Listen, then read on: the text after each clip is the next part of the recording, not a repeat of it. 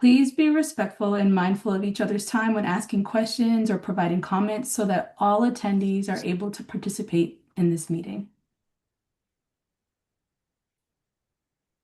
Next slide, please. Here's how you can participate during the meeting. If you have questions during the presentation, you can dial in, use our *9, that'll help you raise your hand. Well, that will indicate to us that you've raised your hand. You can always use the chat. That can be at any time during the meeting, but we won't answer those questions until later. And if you want to raise your hand to participate or ask a question, there's an icon at the bottom of of Zoom, and it will give you, it's closer to the left side. That can help you out with making that happen. Okay, next slide, please. So our agenda, we'll introduce our team, we'll do a project interview, give the presentation, listening and discussion, and then the closing remarks. So with that, we had a request from the community to get an update on activity in our neighborhood, and I'll pass it over to Joey Key or D. Marson, at least the police department, please. All right, hello everybody. My name is Dennis Morrison. I'm going to be replacing the great Mark Coleman in about a month. So I'm just here shadowing. I'm going to turn it over to him. If later on I could always do an introduction of myself.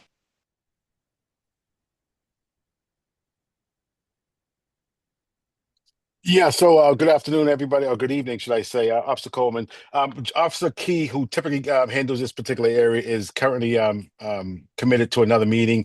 So as Officer Morrison said, I'm Officer Coleman. I'm here to provide any information that you guys are looking for. Obviously, what we typically do in these meetings is we do a quick overview of crime stats in the particular neighborhood that we're speaking about. Obviously, this is the St. James area. I'm not sure if there's a number of residents on this or just pretty much project manager. So I think that the stats that we provide are pretty much for residents, but obviously if you guys are interested in hearing that, that's also we can do that as well. And obviously if this is going to be a regular meeting, we can tailor all our information to the needs that you guys have or want. This is geared towards residential, and it's for interests of users around the park mainly. Okay. Yeah, so as I said, we typically what we do is we do a monthly crime stat of the neighboring streets and provide crime statistics to you guys and just say basically what's been happening in and about the neighborhood.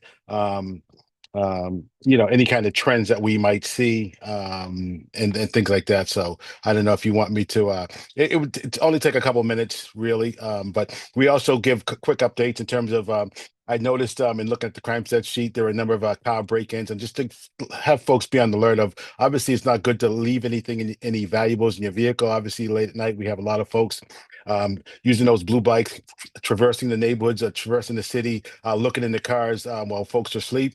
And obviously, if there's anything of value, loose change, coins, bags, book bags, those things become vulnerable, particularly in those late hours. So I want to caution folks about that. And also, there's a number of different scams. Obviously, folks, if you're like me, your phone is constantly being bombarded with scams. Folks telling you you got a late parking ticket or things like that. They want you to click on these links to obviously once you click on those links, that probably gives these individuals access to some of your personal data, which obviously is not a good look.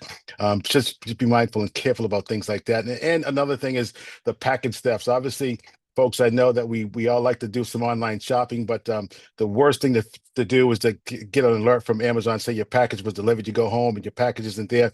So I recommend sometimes if you're not going to be home, you don't have a neighbor that's going to work out for you, to use some of those secondary locations, the Walgreens or whatever other stores that will hold your package until you can retrieve it. Obviously, it's not as convenient as having something there when you get home, but you're definitely assured of receiving your package.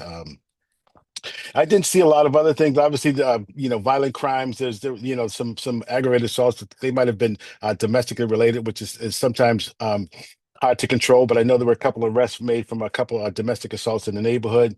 I didn't see anything like robberies, and obviously, There was, I think, only one drug transaction that was made up in the area of Warren and Whiting, which is close to the area, but not too close. Our drug control unit, they operate in neighborhoods where we see an uptick in folks that probably shouldn't be in the neighborhood, or we know that they're up to nefarious deeds. Obviously, the Mass and Cass situation, obviously, we know that there's been some migration of folks from Mass and Cass to Nubian Square, and obviously further up from between Nubian and Grove Hall. So obviously, there's some things to look out for. But again, if folks see things, they're recommended to contact either 911.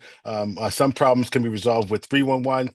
I didn't post my information in the chat, or I can, but obviously we'd like folks to contact the police, and obviously, we try and be as many places as we can, but obviously we can't be around the entire city all at once. But as I and looking at the crime stat sheet, I can see that the crime isn't too bad in that particular area. Not that it's bad in a lot of places in the city. Things are pretty good. But obviously, is there things that folks want us to address a little bit more?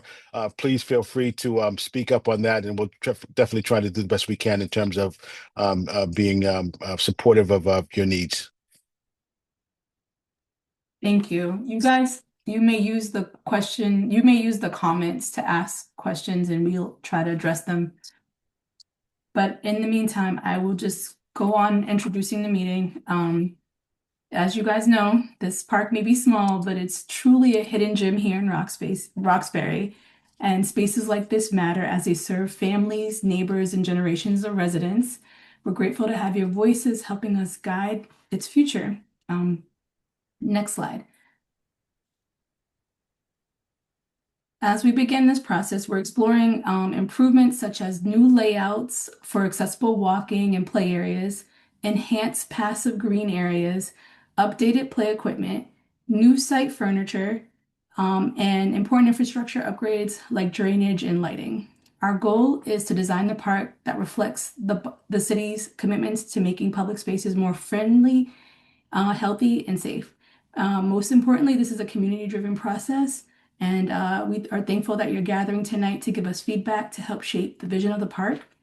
Thank you, Officer Coleman and Officer Morrison, because having just security and just having all eyes and users feeling welcomed is key and number one. For the audience tonight, I just have some ideas I just want to encourage you that you keep in mind. First is circulation. How do people move through the park? That's extremely important. The existing trees help define our pathways and they also create shade, so that is very important in our layout. And second, the use of space. Some spaces function as quiet, passive spaces, while other spaces are more active, and your input on the balance will be very beneficial tonight. Again, I'm Kenya Thompson. I'm the project manager for this project. I have a couple of staff members here, Mikkel McMillan, Asha Janae. I wanted to also ask if there were representatives or officials or staffers who'd like to introduce themselves. Mikkel, can you help me out, please? Hi, this is Councilmember Culpepper, and it's just good to be on here.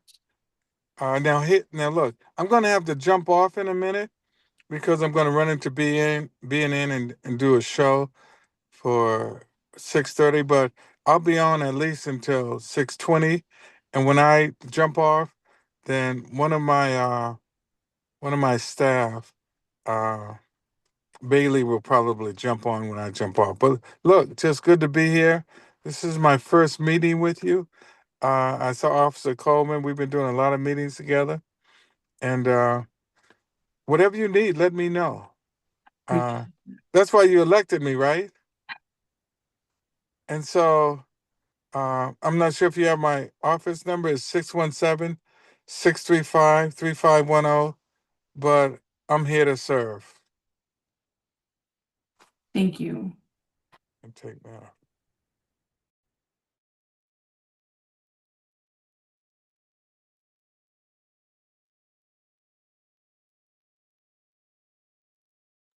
Okay, I'm also going to introduce our team, G2 Collaborative. We have Sorry. Okay, we have Lisa Gersh back here. She's the principal. We have James Pfeiffer, a senior associate, and Jonathan Kerr, landscape designer. This team has been working with public spaces for quite some time now. They have done work in civic spaces. They've done work with children's playgrounds. So we're we have a nice team here with some experience and definitely excited to work with us to see what we can do for improvements for our lovely park here. I would like to pass it over. Oh, actually, can you go next, please? I'll have them speak further in the presentation. So, Kenya, can you forgive my interruption? This is Shane down at 44. I just want to say hello, but there's a few comments in the chat relative to the presentation from Officer Coleman, and I think before we go to the park, can we have that update? Do you mind? No worries, Shane. We seen your comments. I was gonna address it right before she went into Okay, the slide. thank you. I just wanted to make sure the agenda. I didn't No want to worries. interrupt you too much. Thanks, everyone. Thank you. Yeah, I'm sorry about that. We have a few questions. So we had one from Shane, Officer Coleman. So Shane wanted to know how they can get monthly updates from you all to get those distributed, and also can you address the homicide on Akron Street several weeks ago? Okay, so firstly, for the crime stat sheet, so I don't know if this is going to be a regular meeting, but obviously if it's not, he can contact our office and we can produce a sheet that pretty much that we sent to Kenya.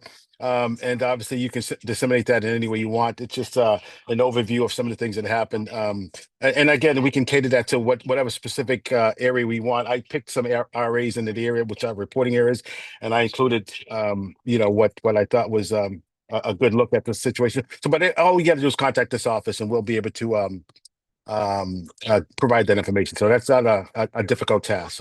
So yeah, I don't know if you can send me an email, or I can send you an email, and then we can go forward from there. So as far as the homicide, I know it's an ongoing investigation, so I really can't comment too much on it.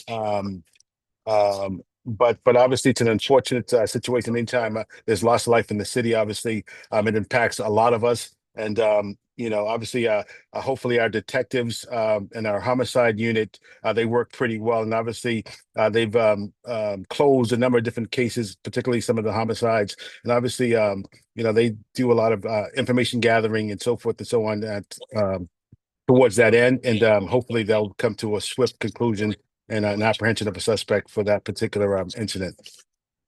So that's all I can really say about that. Sorry about that. Thank you. You're welcome. And then we have one more comment for law enforcement. Ambra, can you share some insights of what goes on from the law enforcement side? From the law enforcement side, once the theft reports are made, has patrolling of the area been increased? Sage on Fountain has been targeted several times over the last few months, and home workers are concerned. Right. So typically I can't say that things are always increased, but obviously there's a patrol force that continuously patrols the neighborhoods of the city of Boston, particularly in Roxbury, 24 hours a day. And obviously we're a response-based operation, but obviously what happens is those crime reports come in, or those incidents of theft come in, those an initial report is conducted, and then detectives get that, and obviously they try and go up into the neighborhoods and see if they can see any kind of doorbell ring cameras, and see how they can what they can do to help conclude some of those cases. But I'll duly note that, and I'll try and get that word out to patrol that in the area of Fountain Street, there's been an increase, but I haven't seen anything because obviously I cover a number of different areas. But I will look at reports going back a few months and see what kind of uptick we have in those kind of thefts. But again, the patrol force is the patrol force. We have a certain amount of folks that work every day, and I know there are folks that are assigned to those particular areas. And I'll speak with those guys and see what they see, because a lot of times these crimes happen overnight. But when it's relatively quiet out, and we can see if we can get guys to go up there a little bit more often to patrol those neighborhoods. And then our last question comes from Ruthie. Can you provide a report for the crime activities within Tommy Rock's area? Tommy Run. Specifically, can you tell me when that's at? Can you give me a street name or a street address or I can do it that way. But I, again, Officer Key really covers this area. I'm just here in his stead because he's away doing another meeting. But obviously, if somebody wants something specific, Tommy Rocks, I can get that. I can provide any kind of data that you guys want because we have it. Everything's in the computer, and all I have to do is press in some numbers. So if she specifically wants, or they specifically want something for the Tommy Rocks area, we can do that in addition to a greater area for the St. James area. So yeah, that data is definitely always in the computer. If somebody wants it, they can call us at any time and say, can you give us some specifics about a particular incident or something in general? Great. Yes, thank you, Officer Coleman. I did share that I would dedicate some time with you guys to answer questions, but I would like to proceed and we'll ask more questions at the end of this meeting. So on to the kickoff that happened in January 2026. Our team G2 Collaborative have they've been able to do some site analysis, and that's what this meeting is about today. March 9th, we're presenting that to you. Between March 9th and sometime in May, we'll be working out conceptual designs based on the input that you're providing today. And going forward, after our second community meeting, again, we don't have a set time frame, we'll refine our designs based on what the community says, and we'll stick to one concept. So we're going to present 3 our next meeting, and then we'll refine it to 1 for our final meeting. We expect that final meeting to happen in July, so sometime this summer. Hopefully, development construction documents will be presented in fall, and hopefully we have construction in 2027. Next slide. When you're thinking about play, you're going to also be thinking about 5 elements of play: physical, cognitive, sensory, communication, and social. We will describe a little bit more of those next slide, but not next slide. I meant to say, well, yeah, in this slide, again, park design is play, but our safety regulations and guidelines, which our design team G2 Collaborative will be inputting as part of it, the City of Boston priorities, the Parks and Recreation Department goals, and of course, you guys, the community. Next slide, please.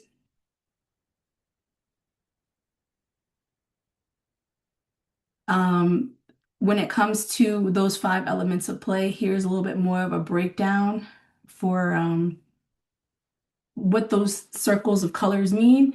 When it comes to the social and emotional, you're mostly going to be doing some imaginary play that involves maybe how seating happens and tables where you can play at a table. When it comes to the physical, that is more about fine and general motor and gross motor skills, and you're most likely assessing risk and variety, and that can happen with movable objects. When it comes to sensory, that's touch, auditory, smell.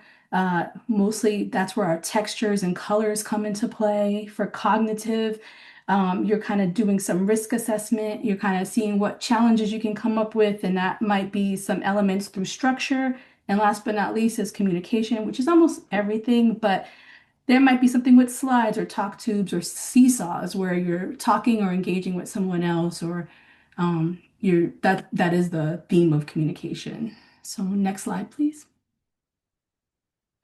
I'm going to turn it over to G2 Collaborative. Again, this is the design team supporting this project. Their work includes a wide range of community spaces from active environments such as child care centers to passive and civic spaces that support gatherings. I'm so excited. I think it's John. John, please. Yeah, hi everyone. Jonathan, a landscape designer at G2 Collaborative. We're so excited to be with you this evening to talk about St. James Street and how we can move forward together. So, we're going to provide our initial observations about the park as well as the surrounding context of the neighborhood. And it's really just our goal to share some of our early observations, which are definitely a high level overview, and then have it be a conversation about what you can share with us about the park so we can get started designing. So I'm going to get started looking at the larger neighborhood context. So this is just showing St. James Street Park in the context of where it's positioned in Roxbury, just south of Nubian Square, and how it's also at the center of the meeting of a lot of different neighborhoods in Boston. Something we like to do is to show a quarter mile and half mile radius from the site. This roughly approximates to a 5 to 10 minute walk, although if you're walking uphill to St. James Street Park, it might be a little longer. But this is a general sense of what is a reasonable walking distance. We're going to start to place some of the neighborhood features within those walking radiuses. Um, so starting with transit, these are the major kind of transit stops, including the Orange Line at the left side of the plan with stops at Roxbury Crossing and Jackson Square along the Southwest Corridor, shared use path, as well as the Silver Line at Melnia Cass and Nubian and obviously the bus depot there. And then at the very bottom right-hand corner, just making it onto the plan is the Upham's Corner commuter rail station in Dorchester. So something we were intrigued by were the number of schools within that walking radius and thinking about potential users of the park and its playground. And in addition to those schools, we also mapped some of the daycares in the area so we can see just how many kids are within a short walk of the park. And that's something, definitely an important user group we want to consider. We also looked at all the other open spaces near the park. So this is showing all of the playgrounds, which are parks that include play equipment and play fields, as well as the other parks and plazas, the city's urban wilds, and community gardens and urban agriculture that is located near the park. And we're going to zoom into that quarter mile radius just to see what is really close by and what amenities are being provided by those open spaces. So within that previous plan, 3 of the 4 urban wilds are located within a short walk of St. James Park. They offer great nature, a nice preserved area, but not a lot of recreational opportunities. There are some trails through Buena Vista, but mostly this is about preserving nature and creating animal habitat. Um, so outside of those, there are there's a community garden and Tommy's Rock Farm that have community gardens, and there's some picnic tables. I know Winthrop Street. Um, and then at the African American Veterans Park, there are benches, but not a lot of other recreational opportunities. So the only other space is Cedar Square within this walking distance, and that has a few paths, a lot of open lawn, not a lot beyond that. So what we're showing is that actually St. James Street Park, although being small in this area, is providing a lot of amenities to this neighborhood. It's truly this little neighborhood pocket park that's offering a great deal, including the only um, public playground within this walk. And it has water filling station, it has picnic tables, lots of seating, lots of recreation opportunities. So we're now going to hop into zooming in on the park. I'm going to pass it off to James. Yeah, thanks, Jonathan. Good evening, everyone. I'm going to take a little bit of a zoomed in look at the park for the next few slides. And just to orient everybody, so this is an overhead view of the park. So as if we're just hovering over it, looking down on it, with St. James Street on the left and the Boys and Girls Club property is kind of to the lower right of this slide. And so this slide just shows the concrete paved areas, the seating area on the right, the entry area from the street on the left, the play area sort of in the middle in the purple color, and then the yellow arrows showing the circulation routes, the pedestrian circulation routes, and then obviously the lawn area that kind of surrounds the whole park. Next. So here we're taking a look at some of the fences and gathering spaces. There's a gathering space out along the sidewalk along St. James Street, which is on the left. There's also another gathering space that is bounded by a concrete block retaining wall just off the play area on the right. There are also fences that surround the park. There's a combination of a sort of a typical park fence, a chain link fence, but then there's also fences that are actually on some of the neighbors' property, and you can see pictures of those both at the top and the bottom of this slide. You can go to the next one. There's a number of site furnishings, as Jonathan mentioned. There are a number of benches both around the play area and at that little seating area on the right. There's a picnic table with a chessboard in it. We've also got a couple of trash cans and the drinking fountain, and that black box next to it is an equipment box for it that houses some of the plumbing equipment. Next. So now that we've sort of looked at some of the physical attributes, we want to take a look at some of the play related attributes.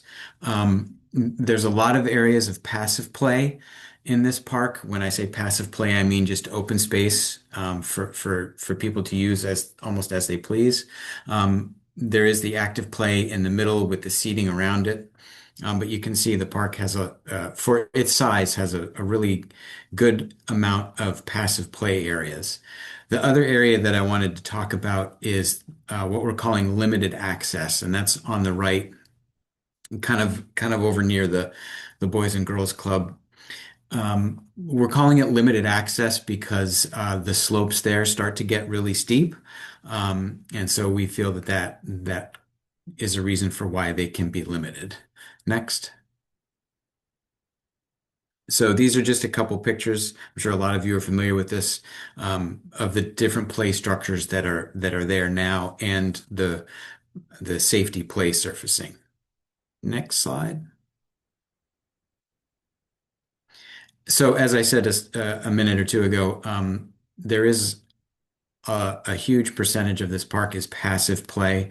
So this is just one example of one of the larger lawn areas that's there. Next. So I talked about slopes on one of the previous slides.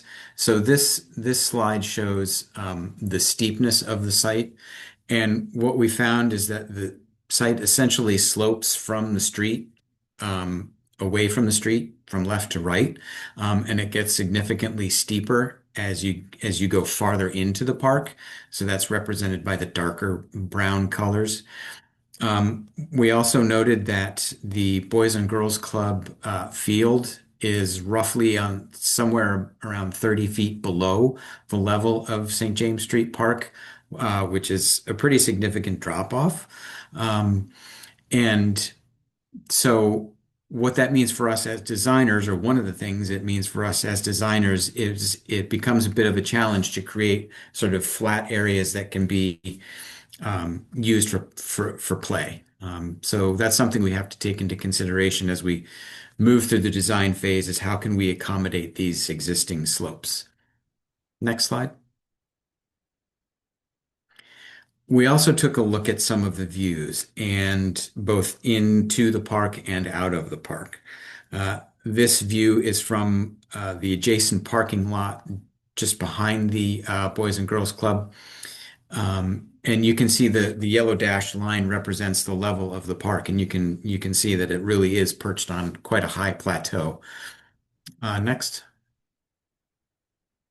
So this is a view looking out of the park. Obviously, this is in wintertime. It gives us a really nice view of the city skyline, but this is, despite the fact that it is in winter, it is really a nice view, and it's a really nice amenity that this small park has. Next.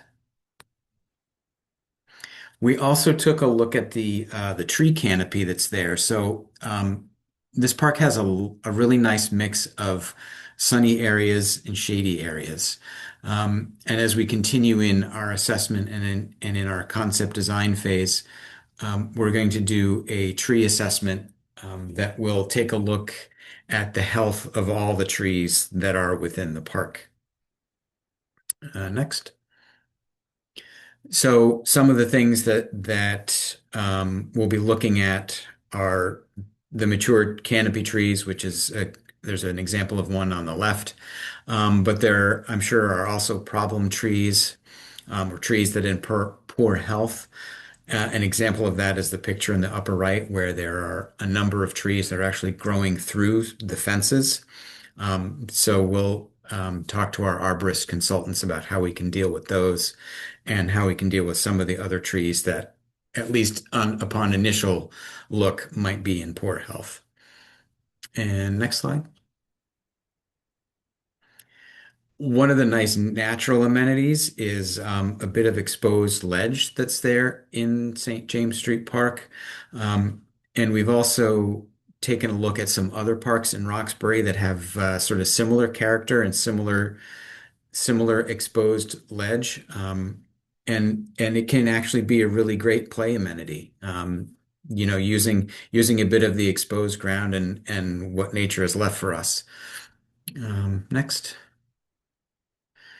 So now I'll turn it back to Jonathan. He's going to talk a bit about some of the inspiration that we'll use going forward. Yeah, thanks, James. Yeah, so as we start to look at new designs and particularly new play designs for St. James Street Park, we wanted to introduce a few images and ideas for inspiration as we have a conversation about it today and moving forward. So I'll start with sharing some potential themes for play equipment. On the left, we have perhaps more traditional play equipment, equipment that you probably see at a lot of parks around Boston. Lots of bright colors, colorful. The middle column is showing play equipment that is relying a lot on imagination and creative play. And then the rightmost column, nature-based play equipment. This is usually just mostly using natural materials like wood and stone, and play equipment that's inspired by nature. We'll also be looking at different kinds of play, um, whether it's climbing and balancing, like the two very different structures on the left, spinning and sliding, as well as sensory play. So thinking about sound and smell and touch and introducing all this type of play, kind of going back to the slide that Kenya shared with us at the beginning of the presentation. There are some limitations for what's Sorry to possible interrupt you, in that. Jonathan. Oh yeah, sure. Yeah. We had a comment. Can you enlarge the pictures? I don't know if I can, to be honest, but I know this presentation will be available after online, and so then you can kind of zoom in. I don't think I can zoom in the presentation No sharing, worries. unfortunately. Yeah, Teresa, I can follow up with you and get the images to you. thanks. Sorry about that. Um, I was saying, oh, there's some limitations to the type of play in a small space, but we can definitely talk through all those possibilities as we move forward with design. We also looked at some different types of gathering space. So from the formal benches, chairs, fixed and slightly movable, fixed tables, the kinds of things you see throughout parks, as well as informal seating on natural features like stumps, logs, stone, and then also the potential for performance spaces or large gathering spaces for the community, whether it very informal, like the top image at the right, which is just open lawn and kind of creating space, or more fixed permanent features like stages and trellises.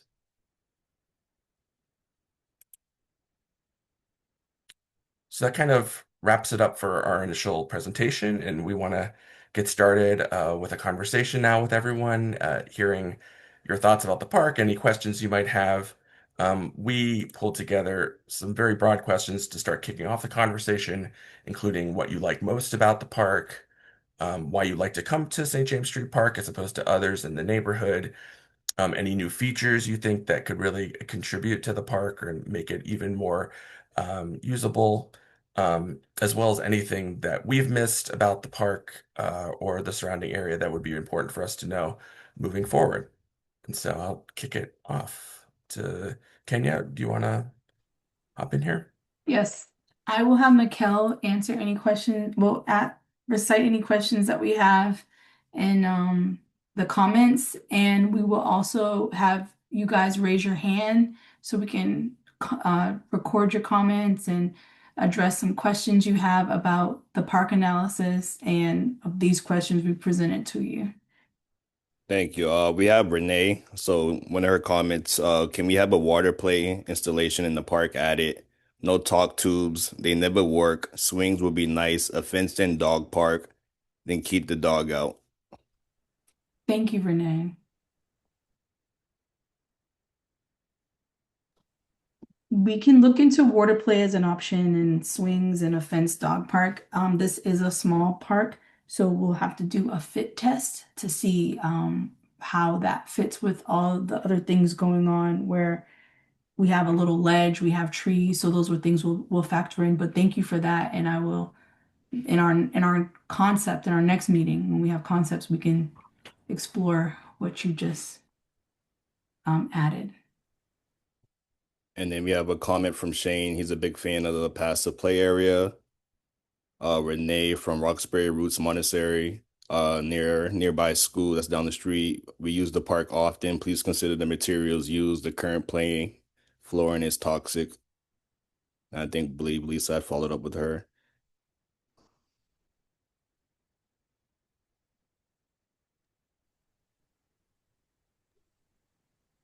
Yeah, it's great to hear about other parks that are nearby that we can go visit and take a look at for sure. So that's great. And thank you to Shane for letting us know where that is.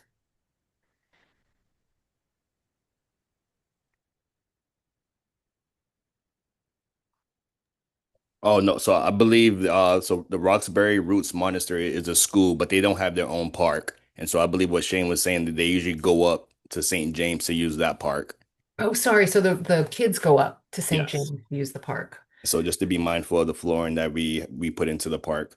Yeah. Is the concern about the rubber flooring that goes in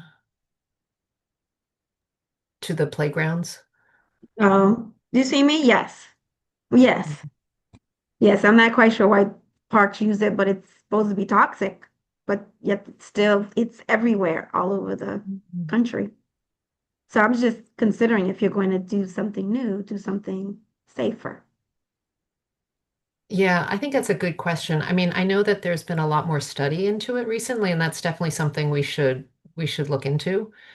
So we It's can, definitely a conversation about whether it should be sand, wood chips, this rubber, but that right. rubber is just known to be toxic. Yeah. Yeah. Yeah, and we'll definitely look at, there's pros and cons to every type of material. So we'll look into all of those to make sure that we make the best decision. Renee is also advocating to keep the trees. They attract local birds. We love to watch through the seasons. Agrees about the rock. The students love to play on the rocks. Shane wants to know if there's any history that we have regarding the park. And when was the last it was worked on? This park was last renovated in 2007. The general history of the park and before that, I don't have information on, but we can look up what we can and share that in our next community meeting. I used to live on 24A St. James Street from 1980 to, I don't know, something, for almost 15 years. And it never had a playground. Yes, you're right. So they put that park in 2007. I used to take my son's 30 now, there to play. And I remember when they first put it in because I thought it was weird, like the the structure, it just was weird. They started going in that direction with playgrounds with all those bumps and things it's just weird. But these kids seem to like it, so I get it now. But me and my son were like, this is a weird park. But yeah, I remember the history of that. They didn't have that was the first time they had a playground in the park. Thank you for that background. And then back to the comments, we have Teresa, rocks that I see people sitting on present a safety issue. Ruthie said that she likes the seating table chair ideas Angela. I like the water play. And then Shane. Hi, everyone. I'll jump in. Thank you for everyone's work so far in this. This is Shane Dunn, 44 St. James Street. There's a lot of great comments that I will certainly echo from my neighbors and friends in the chat. The couple I will highlight is, some with 8 and 6 year olds. I think the couple things point out is like this is an intergenerational park, and I think that's really critical. We had a community potluck a couple years ago, and we did a little bit of a post-it note approach that I got to find those post-it notes, but we certainly had folks from all generations, which is representative of our neighborhood. And I think it's important to, again, reinforce the need for a playground. I think that's important. Selfishly, I'll say that to draw families into this community, those who live nearby or want to just kind of stop over if they're seeing friends. I think it's really helpful. But I said this, I think the passive play option is a real gem of this part of the city. And so again, I think having the balance of that is probably the challenge to strike in some ways, but I think we've done a nice job there. So when you think about upgrading the playground, I saw a couple of examples there, Jonathan, that kind of caught my eye. Our kids go to the Nathan Hale. There's a few others here, and the Nathan Hale playground is great, but kind of fits that more traditional model of what we see in a lot of playgrounds in the city nowadays or in the past. Personally, I find it really interesting of thinking of nature or imaginative play that looks different and feels different than other parts of our part of the city anyway. So I will just kind of throw that in there as a suggestion as you kind of go through models. And again, I'm just one neighbor of a few, but I just want to throw that in there of like what is unique and interesting that can make St. James Street Park something new for folks. And then combine that with the passive play. I think you've got a really special place. And then I think someone said too, again, the ability to socialize and gather. I think a risk I see is like you could turn that lawn into a big gathering space with a bunch of chairs and tables.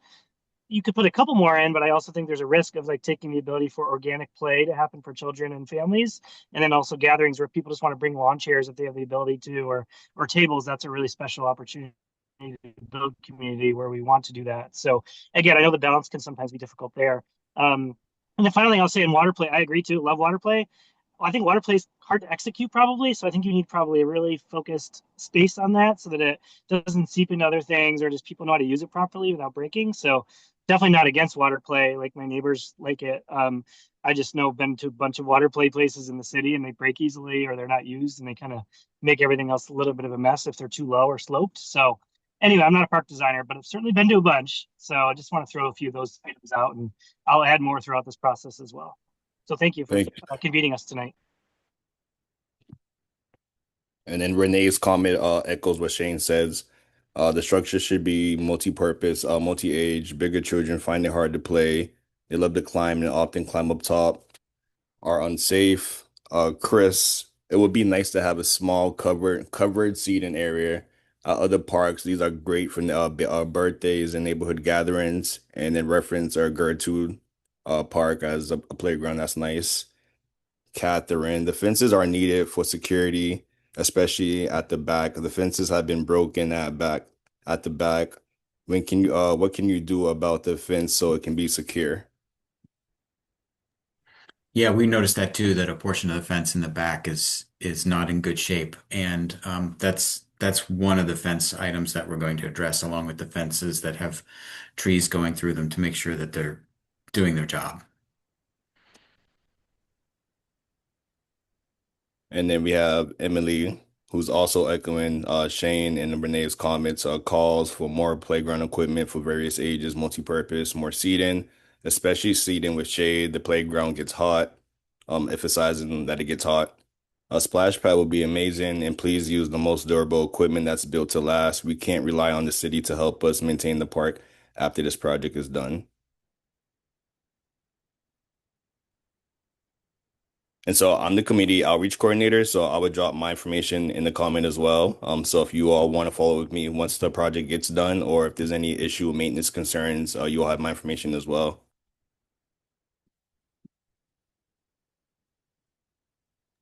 I wonder if I could hop in and ask the group, we heard that we want maybe more play equipment or different play equipment that's speaking to a wider age range. And I heard that maybe that the current play equipment isn't great for older kids. Are there any other considerations? Are there super young kids that can't use the play Yeah. equipment? I'd just like to get a So nice idea of So the we age ranges. Yeah. we have one. So right now I'm going to read Elizabeth's comment from Eleanor, Perfect. Yeah. age 6, St. James Street. Would like swings and love monkey bars, so anything she could hang and swing from. Thank you, Eleanor. We'd also love to hear your voices if that, I mean, you're writing things, but if you like to just raise your hand and also talk, you're more than welcome to do that. Teresa has a comment. In terms of meeting in person and virtual should be implemented to meet the needs of all interested. Elizabeth agreed. Our family uses the passive play for the lawn for playing catch and soccer as a lawn.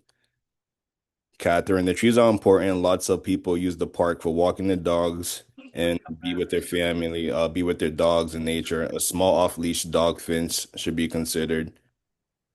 And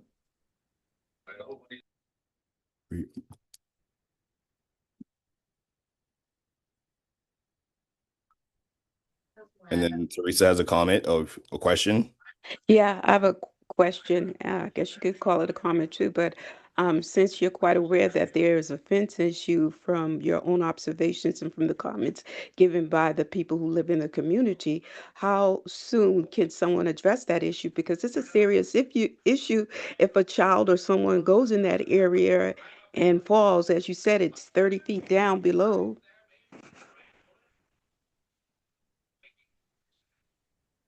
Did you hear me? Yes, Yes, We hear you, we Teresa. did hear you. Yes.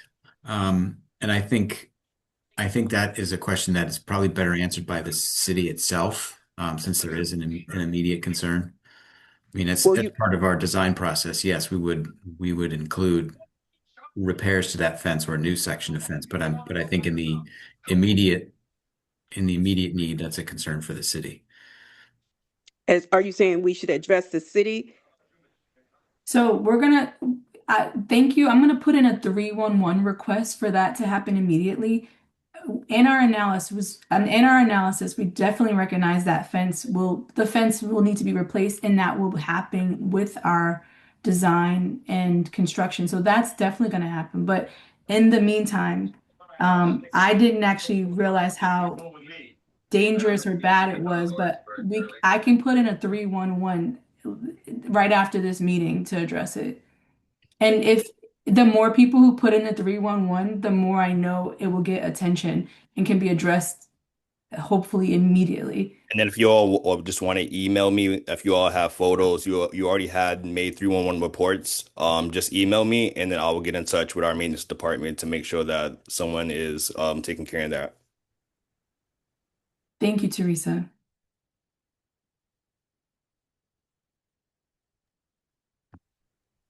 I'm seeing a lot of the comments too. It Yeah. seems like the general gist of things is that kids are bored by what's there pretty quickly. And so that's actually a really great insight because, you know, it helps us sort of get an understanding of what everybody likes and doesn't like about the park, but also, you know, how we can shape what it'll look like in the future and give some variety to it. So that's really helpful to see that input. And then we have a question from Catherine. What about the playground equipment for all disabilities?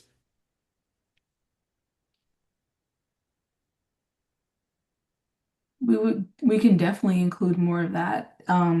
Yeah, I think more It's than anything, we try and do as much as we can universal play now so that all equipment has is available to everyone of all abilities.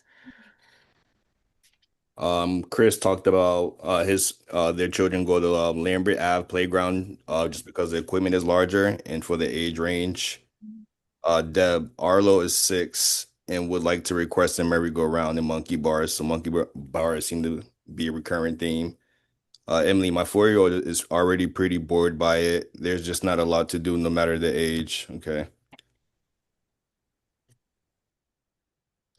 Catherine, I'm sorry.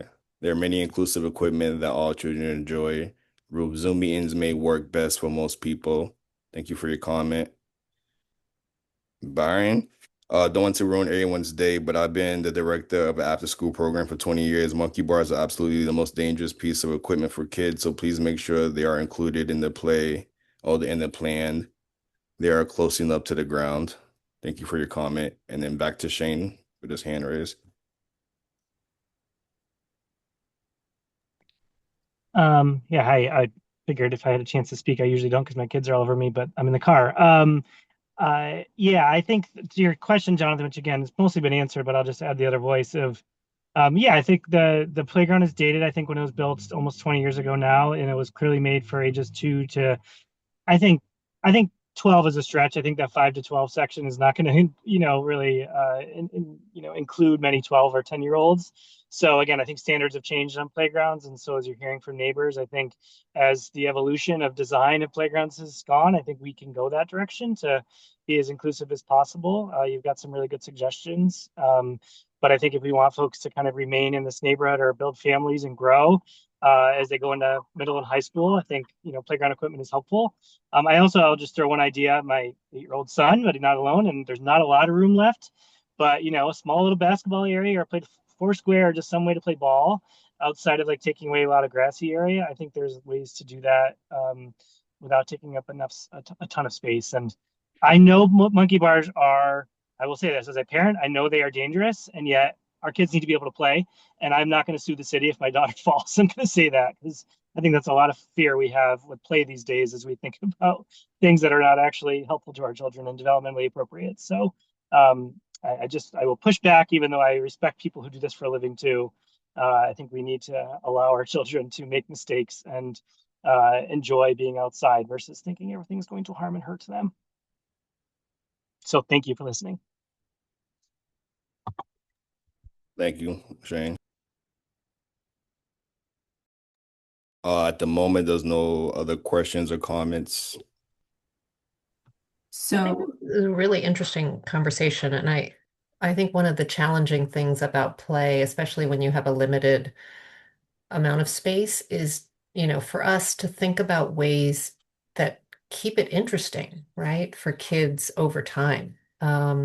Because, all kids kind of age out of like certain equipment. And so I think where we start going is there both kind of interesting equipment, but then other things on site that will bring, like, what's going to bring kids back again and again? Is that more imaginative play? Is it looking at kind of some of the natural elements on site? So I think it's a really good, challenging question you're putting to us.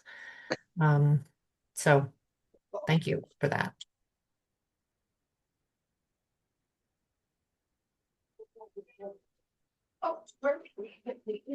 there was a comment about meeting in person or virtual. We know our next meeting, it'll be nicer weather going forward. That's why we had that option. We probably won't be meeting again for another 2 months. It'll give our team some time to develop some concepts where they're distinguished. But I can always send out an email to ask what people would like if they would like to do virtual or if they like to do in person. I just wanted to let you know you do have we are open to some variety. We might even do a pop-up at the park. So we'll with pop-ups, we kind of just pop up and people show up. So it's not an announced thing. It's more like if you're walking through. But with pop-ups, that gives us some agility to do things in the morning or maybe at the time students are around. It isn't always, it gives opportunity for another option instead of evening meetings, but that doesn't necessarily count as a meeting. It's just for us to get more input. But the comments you have shared so far are great. It's nice to hear people understanding the challenges we are presented with and the opportunities we're absolutely presented with. So I appreciate that. And I'm not sure if you had a follow-up question from Teresa. Yeah, I was just gonna follow up and say, I'm sorry for the interruption, but I was thinking more in terms of hybrid, and I was thinking more in terms of some of the older people in our community who aren't as agile or as good with technology. I mean, even with myself, it took me a while to get online. So in person, having a hybrid and a virtual would be more than appropriate. Understood.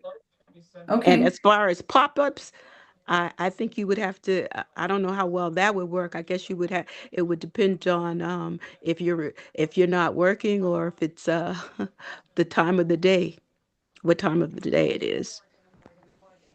You're right. We'll catch probably a different community with our pop-ups, and maybe we do more than one, so we can have variety. But no, thank you for that. I always try to be mindful of all those um who want to participate, but what's the best way for them to access. We will also have an online survey, which you can find that link through our web page.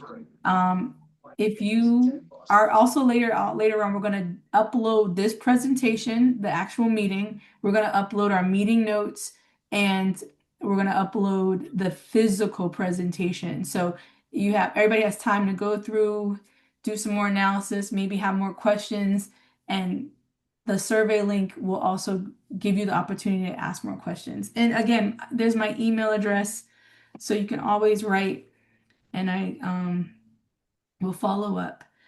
And So then we have one more. There's a question in the comment section from Catherine. One of the problems is access to the park. St. James is an extremely busy street with no crosswalks nearby. This is not something parks is responsible for, but it needs to be addressed. And then Shane. Yeah, I know I'm taking a lot of airtime, but thank you for that. And Kath, I have two comments. One, I was going to bring that up, and I've lived in this community 7 years. There's many folks here have been here much longer than our family. We've been advocating every city councilor, every streets team for years on it could be one speed hump or something in front of the park, given families and kids are walking there. Last year, the streets team visited us and they said they were going to get several on St. James Street, and then it paused due to, I'll be honest, due to the election year and other priorities shifting. So I hope that is coming, regardless of how quickly this project happens. So we need to use every chance we can to advocate for that. What I was going to say to end on is, and I promise I'll stop after this, is I think about how do we activate this space. So certainly the passive areas are helpful, but and the playground we're talking a lot about. But we are a small neighborhood, and I think that's the beauty of this neighborhood. Not everyone's going to convene here, except for those of us who live here. But how do we draw movie nights or small music groups like you see in other parts of the city, whether they're formally organized by the Parks Department or the mayor's office, or just we someday want to see if that's part of our programming as a neighborhood association as we get on our feet. So I think if we use this as the gem of what it is in the middle of a small neighborhood, we benefit from that. So I have my email there, Shane. So if you would like to follow me, I can follow up with my colleagues who also run park programming. So if that's something that you all are interested in and wanting to advocate for, I can speak to them to let them know that there is a lot of interest from the community to have programming at this specific park, and let me know, and I would advocate and make sure that we can make that happen.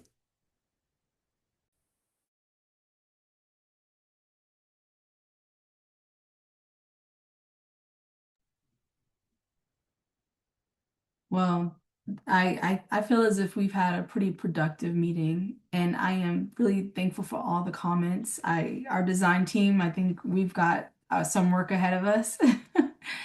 I just any more questions that might come up right now. We're still here. I believe Teresa.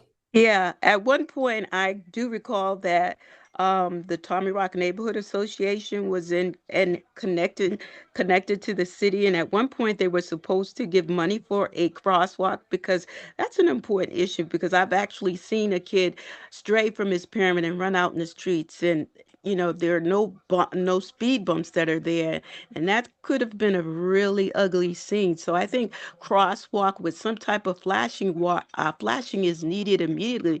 It's been too long of a problem. This has been going on for as long as I can remember joining Tommy Rock 5 years, 6 years ago, and we still don't have a crosswalk. So my question is, are there immediate funds to do something to make the children safe who do attend and go there?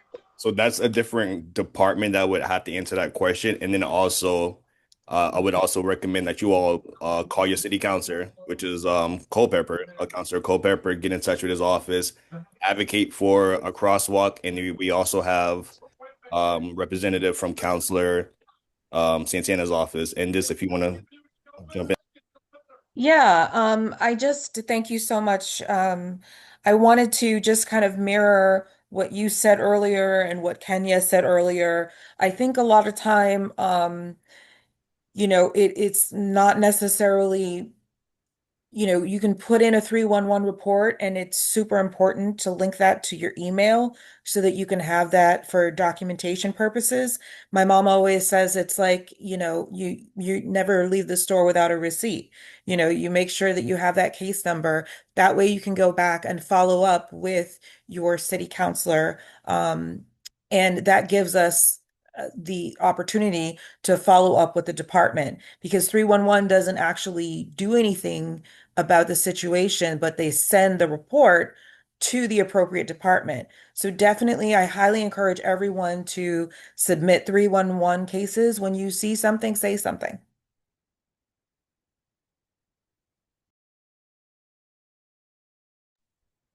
But thank you for that, Teresa. I will follow up on my end to know about to see what can um happen or in what's in the time frame of that even happening. So thank you.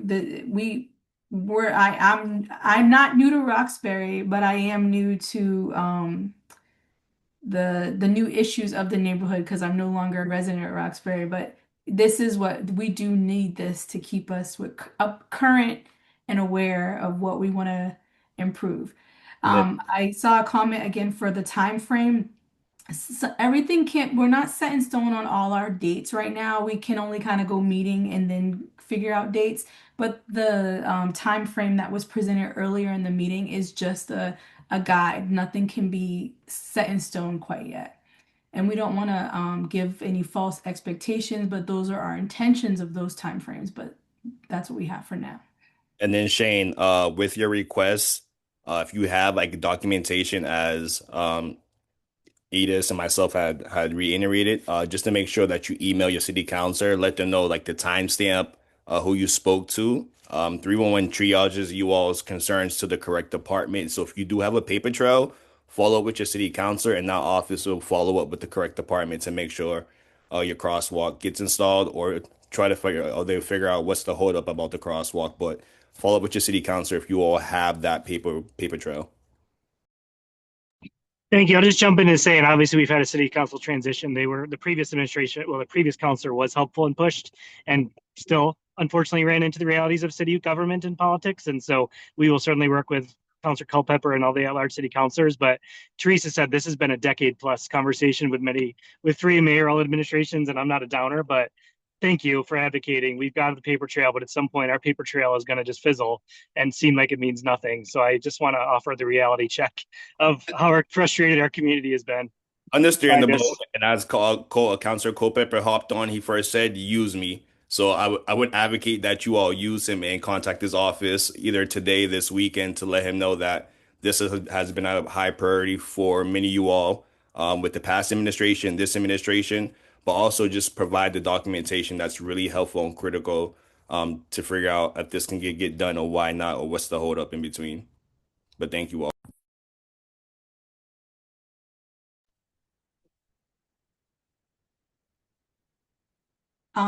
When it comes to the question about the budget, um, we always are internally looking for more money. That's not stop. But what we have to do sometimes when money isn't available is we look for grants and we we do our research, and sometimes that means we might have to phase certain things out. Hopefully with this playground we don't have to phase anything out, but if the community really needs a request for something and we just don't have the budget, we will probably most likely phase things to be incorporated later on.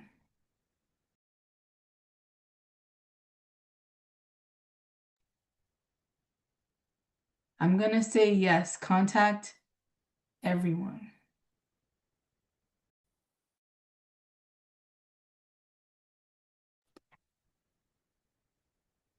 Well, thank you again. I will follow up again with an announcement when we are planning for our next community meeting, and we thank you. And then I also dropped in a comment if you don't know who your city councilor is, or if you would like to reach out to the city councilors at large that also represent you. You can click that link and it will take you to the counselor page where you can contact your city councilors and at-large councilors directly. And then we also have an at-large counselor representative here, so they also hear your concerns.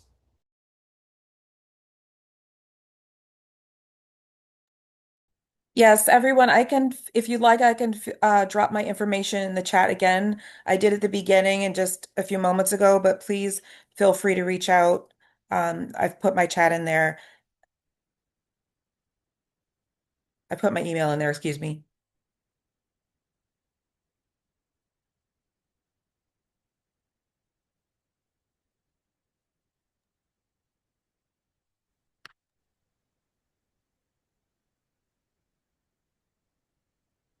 Okay.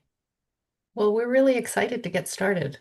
Thank you. And jump into some ideas for everyone to come back to you with some options to consider. Thanks everybody for your time tonight and for your insight and your questions. It's really helpful. Thanks for joining us. Thank you. Thanks, everyone. Look forward to seeing you out there. Thank you. Your snow's melting. Have a good night, everyone. Thank Good you. night. Thank you. Take You care. too. Have a good night.